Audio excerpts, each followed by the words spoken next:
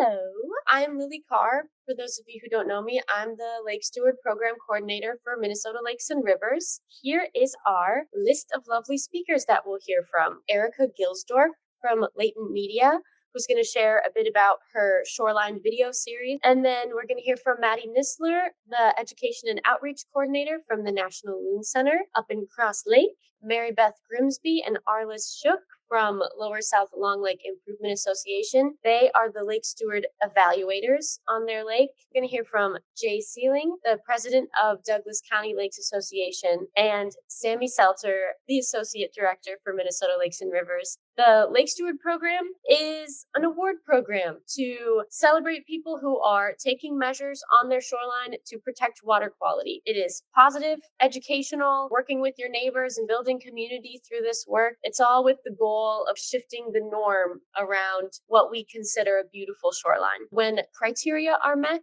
property owners will be awarded with that Lake Steward sign and be very proud of the work they're doing and hopefully encourage their neighbors to do the same. After summer 2025, there are 58 lake associations across the state of Minnesota carrying this Lake Steward program, putting signs out. More than 11% of Minnesota's roughly 500 lake associations. We're up from 43 lake associations at the start of this year. People are hearing about this and wanting to join. Of 194 new Lake Stewards awarded this summer alone, excluding the Gall Chain of Lakes, who I would like to give a shout out to. That's where the Lake Steward program originated. They are running their own show. That 194 Lake Steward number is not including all of the Lake Stewards there, and there's a lot. That brings the total of Lake Stewards across the state to more than 500 in the 5 summers that this program has been running. So thankful to all the work that everyone is doing in support of this goal. Huge thank you to all of the evaluators. The evaluators make it happen. You're doing the meat and potatoes of the work. Anyone who has agreed to have their shoreline evaluated, we couldn't do it without you. You make up the work that is happening. Talk about this, whether or not you have a Lake Steward sign. Let us welcome Erica. Hi there. Hi, everyone. Yes, I am really proud that I got to work with Minnesota Lakes and Rivers Advocates and the wonderful staff. This is a campaign that went across the state, a series that we do pre-roll and streaming videos before ads and YouTube videos, that kind of thing. Gets on some mainstream TV, and collectively it's a free resource so the lake associations can have this, can download it, they can send it to media. This group of partners fund a series that gets the message out across the state, at the same time creating a free tool. And it's combined with these digital ads that you see right there. There's an example, and people can click on that, driving people to Minnesota Lakes and Rivers Advocates so they can get more information. Did you know Minnesota has more miles of shoreline than Hawaii, California, and Florida combined? That's a lot of prime real estate. Naturally, that's worth protecting. And so is our water. A natural shoreline is more than just beautiful. It provides habitat for wildlife and protects water quality.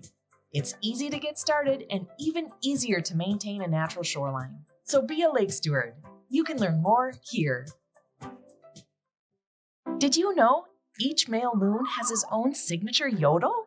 We love seeing and hearing loons on our lakes. And to keep them coming back, we need to give them clean and clear water, because it's vital for them and their babies when they're diving to hunt. We can easily do this by protecting or creating a natural shoreline, which helps filter runoff into our lakes, improving water quality. Be a lake steward. It's easy and there's help. Did you know butterflies taste with their feet? That gives a whole new meaning to toe jam.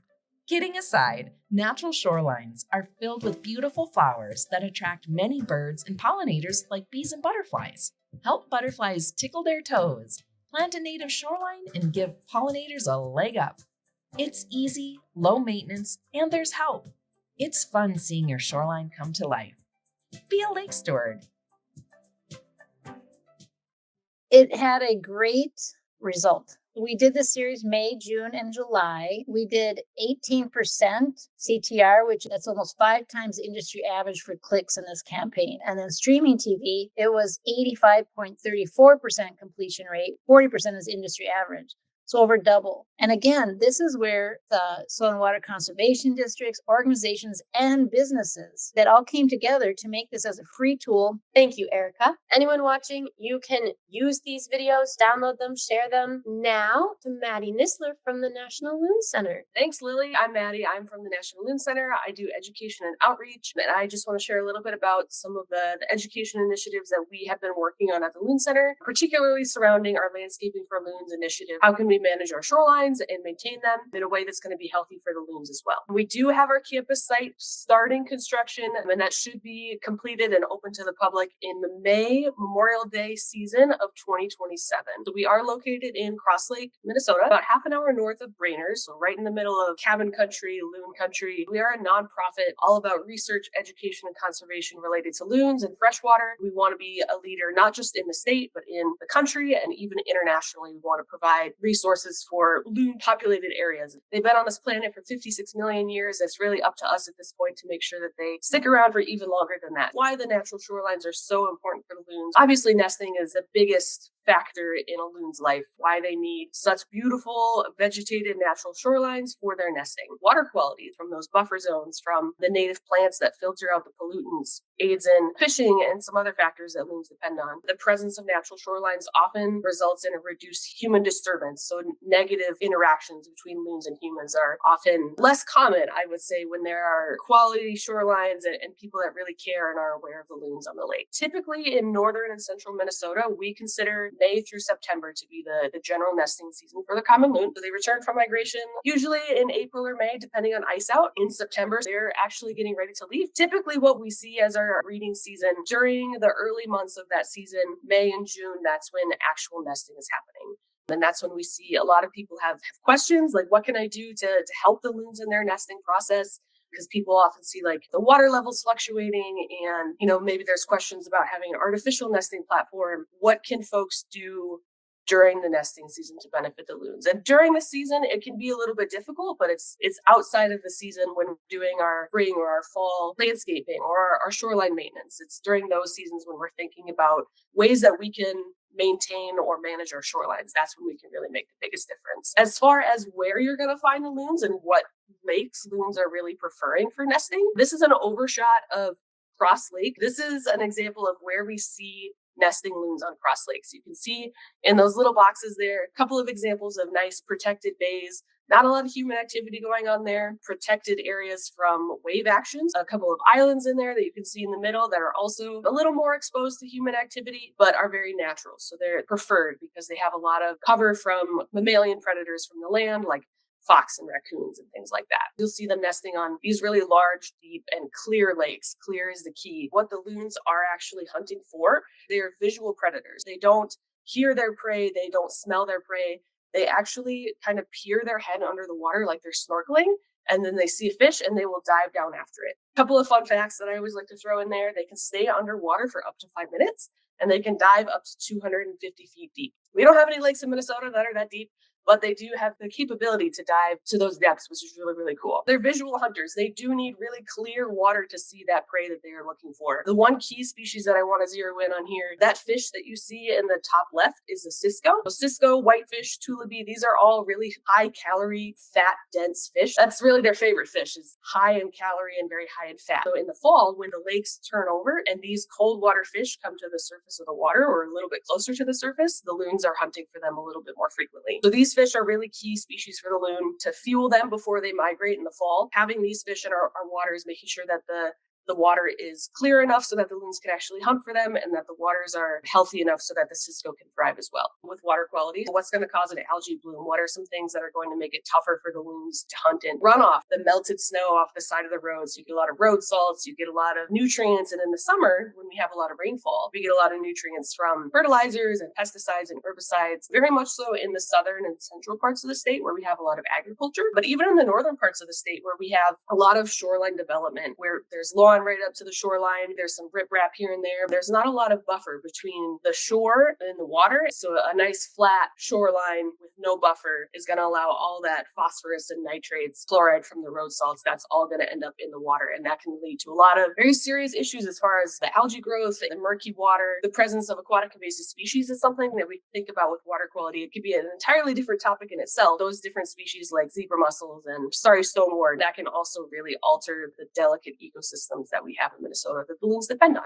That human impact, the presence of the shorelines and the spaces on the lake where humans like to recreate. And those lines can become very blurred very easily. So especially in the summer, on the 4th of July or Memorial Day when it's very busy and there's a lot of boat activity on the water, it's really easy to forget that there are loons out there. And what happens is a lot of folks assume that the loons will dive out of the way. And most of the time the adults can. They do recognize that there's a lot of activity on the water, so they're a little bit more cautious. But a fluffy little chick, so a teeny tiny little loon chick, when those chicks are first hatched, they don't have feathers. They have like a fluffy, downy fur that keeps them warm. It also makes them really, really buoyant. In the first couple of weeks or months after they've hatched, they can't dive as well as the adults can. So people often assume that the chicks and the adults will dive out of the way if a boat's coming or if a jet ski is coming. But if the chick can't dive, the adult won't leave that chick alone. Oftentimes what happens is the chicks and the adults have to stay together and they won't dive. So the amount of propeller strikes and collisions that we see with boats is incredibly high during the summer. It's pretty devastating. So we also have that as an issue where typically on the lakes that have a little bit more natural shoreline, people are more aware, especially when they have kind of the loons in mind with their landscaping. They know that there are loons on their waters and they know to be a little bit more aware of them, a little bit more conscious of where they might be when they're out recreating on the water. Again, the food sources that loons depend on, they also depend on natural shorelines. So we won't see things like sunfish or perch or bass. They won't nest on a sandy beach. They need a nice natural shoreline just like the loons do. And landscaping for loons in particular is just that push for natural loon-friendly, lake-healthy shorelines. Easy ways that you can maintain or restore your shoreline to improve lake health, planting or leaving that native vegetation on the shoreline. So if you already have native vegetation, that's perfect. You don't even have to manage that. It's wonderful. Those no-mow zones as well. If we mow the lawn all the way down to the shore, you might have natives in there that you don't know are there. So if you let them grow, you'd be surprised at what you get. Fertilizer use, trying to find a less nutrient-dense fertilizer is always great. So there are options out there where there's not as much phosphorus or nitrates or whatever they put into the fertilizer that makes our lawn so lush and green. That also is getting into the water, and that's what's causing all that plant growth and algae growth. Pumping your septic, that's actually something that a lot of people forget. So just making sure that that is regularly maintained is going to make all the difference, making sure that you get out ahead of that if there's an issue. We're not asking for an entire shoreline restoration to be done. If that's what you want to do. We love that. We support that, and we will help you do that.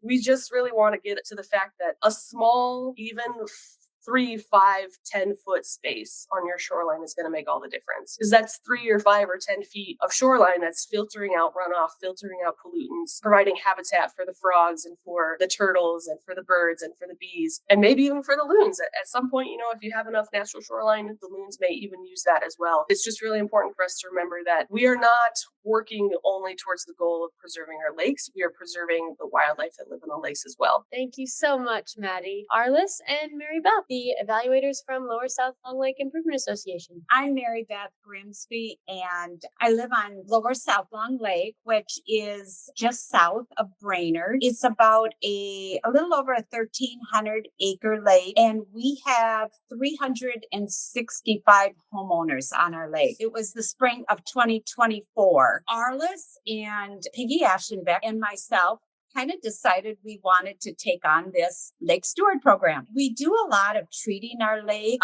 with chemicals for curly-leaf. I was just like, I think there's a way to maybe try to work on our water quality. We just kicked it off with a video. It was an 11-minute video that was on WCCO about lake shorelines, how mowing right to the shoreline and not having a buffer zone and using too much fertilizer, it's ruining our lakes. We showed that, and then I think we got quite a bit of attention from people. We talked about the program when we asked people to do the survey. We also have a Facebook page for our lake. So we put it out there, all the information about the Lake Steward program, and asked people to do the survey. So the first year we got 30 people, which we were inspired. We were like, okay, we could keep doing this. We really have tried to maintain a really positive attitude when we meet with people. We're not in here to report you. We are in here to really work on best practices for a healthy and a better shoreline. We had a very ambitious goal this year of making it to 55. We are at 53 right now. That will be 15% of our lake. My name's Arliss, and I've been working with Peggy and Mary Beth.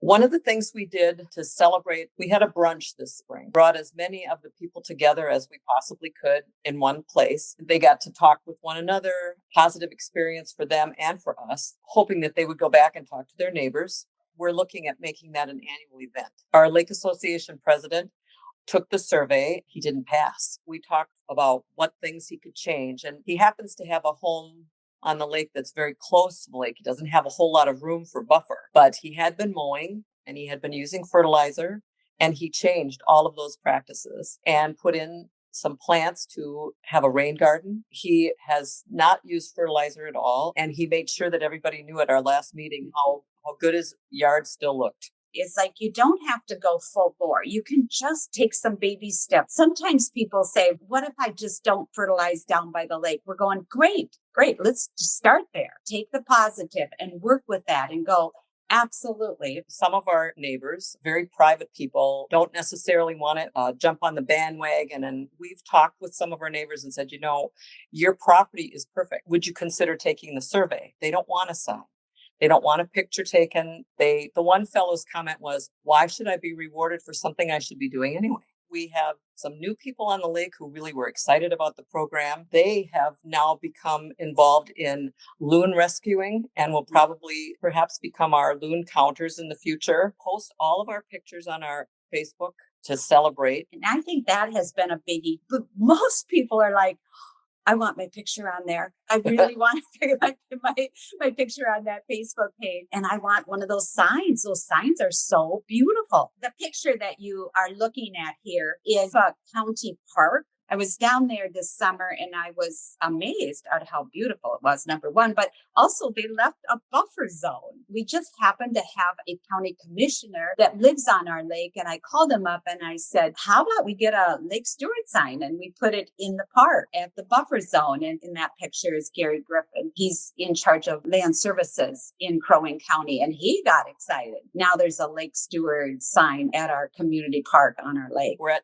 20.8% now of lakeshore, which we are really proud really about. excited. We have gotten some pretty big parcels of land on the lake. 21% of the lake shore feet are in the program. People love the sign so much they want two signs. And so we provide one sign free through the Lake Association, and then they buy the second sign, one on the road and one on the shoreline. Right now, one of our successes is to get the people that are stewards on the lake to talk to their neighbors. And that's how we're going to get more people. It's a great program. We're happy to be a part of it. Thank you both so much for all the work that you've done over the past 2 years and for sharing about it. Now, I am excited to introduce Jay Sealing, the president of the Douglas County Lakes Association. Thank you. Everything that we've heard about the successes of the program are what drew me to this Lake Steward program and to Minnesota Lakes and Rivers Advocates. It's the ideal of being better caretakers of our shorelines and our water in general. As Lily introduced, I am the president of the Douglas County Lakes Association. We're a coalition of lake associations. We have about 25 member lakes. We have about 300 lakes in the county. This message is something that we're trying to get out into the county. The way we are in the Lake Steward program right now is the equivalent of those little baby loons that can't dive yet because we've just got the downy fur. We are making these little baby steps. Every lake is different and every lake association is different. This program isn't set up to be a cookie cutter, one size fits all.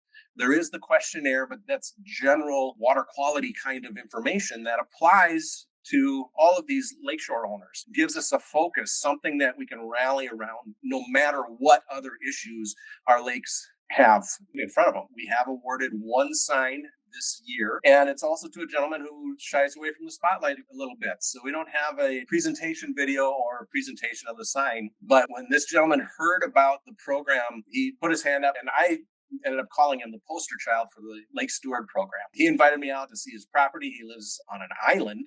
Natural shoreline is very important for the sustainability of his property. Things that he had already been doing out there. I just looked, we walked around, and without even having to go down a checklist, I could tell that he's going to meet all these requirements. And Lily had the opportunity to go out there this spring and tour that and actually present him the sign. We're doing everything we can to keep calling any attention to water quality, tying it into the Lake Steward program. I have the opportunity to work with a radio station. We have a standing appointment the second Wednesday of every month. Every opportunity that I am on the air with our local radio station, we're talking about the Lake Steward program and its overall benefit. And then we're hoping in this next season, all that seeding is going to pay off with a little more action. And we'll see more people coming forward as volunteers. We'll see more lake associations setting up to be able to do evaluations, maybe even do friendly challenges between similar lakes to see, can we get up to South Long Lake proportions? My goodness, 20%.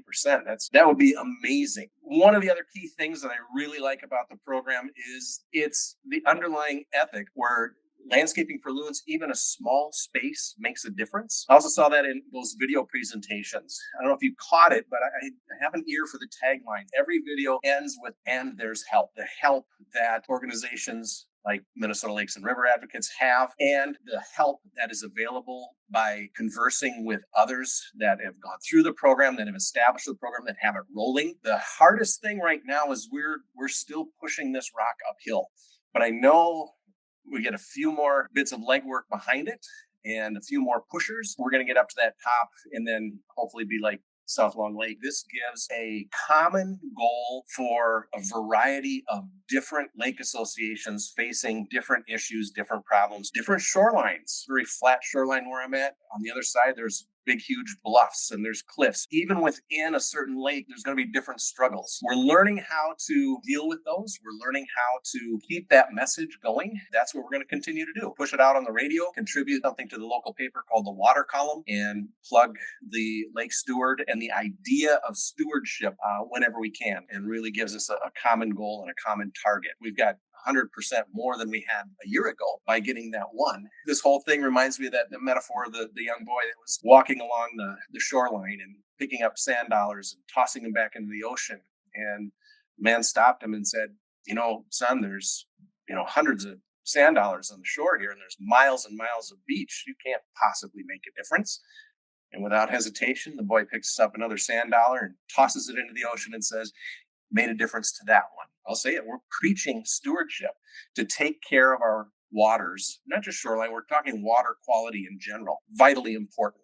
And really this idea of Lake Steward then trickles down to all water quality issues, including groundwater and everything else. We just become better stewards of our environment overall. Thank you guys for what you do every day with Minnesota Lakes and Rivers. Thank you so much, Jay. I think you put words to it really well here and in your lake association and on the radio. Listen to KXRA, even if you're not in Alexandria.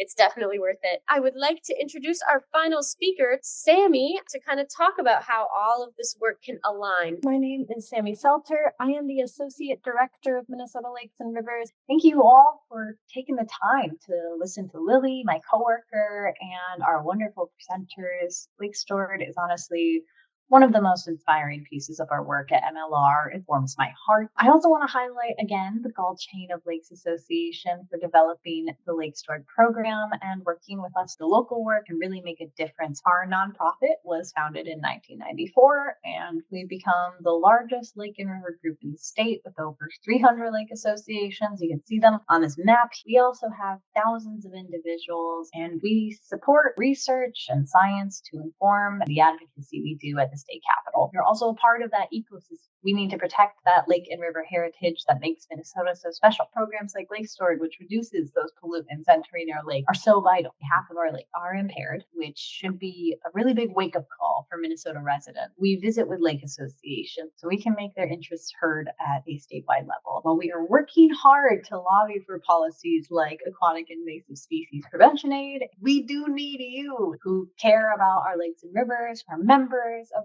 MLR. In addition to our charitable wings, we also have a political action fund to support candidates who can drive our mission, Water Connects Us All, in their local offices. So my ask for you today is to think about running for your town or city board, an energy board, or even the county commissioner's office. If you know anyone in your lake association, encourage them. We need to build a local base of leaders who can support clean water. We can make sure the policies at both the state and local level are reflecting the needs of lake home and cabin owners. You can reach out to me or our executive director, Jeff Forrester, whose email is on the screen here, to get started with your campaign. 2026 is an election year, and we are actively looking for candidates to support. It is the individual membership base that allows us to drive those policies on a statewide level. So please share our membership page with your friends, your neighbors, your family to help us support the programs like Lake Steward. Thank you. Thank you so much, Sammy. Like she said, we need you, and there's help. You look into how you can expand your impact on lakes beyond your shoreline, your lake. Thank you so much again for tuning in, and especially so much to our speakers, Erica, Maddie, Mary Beth, Arliss, and Jay.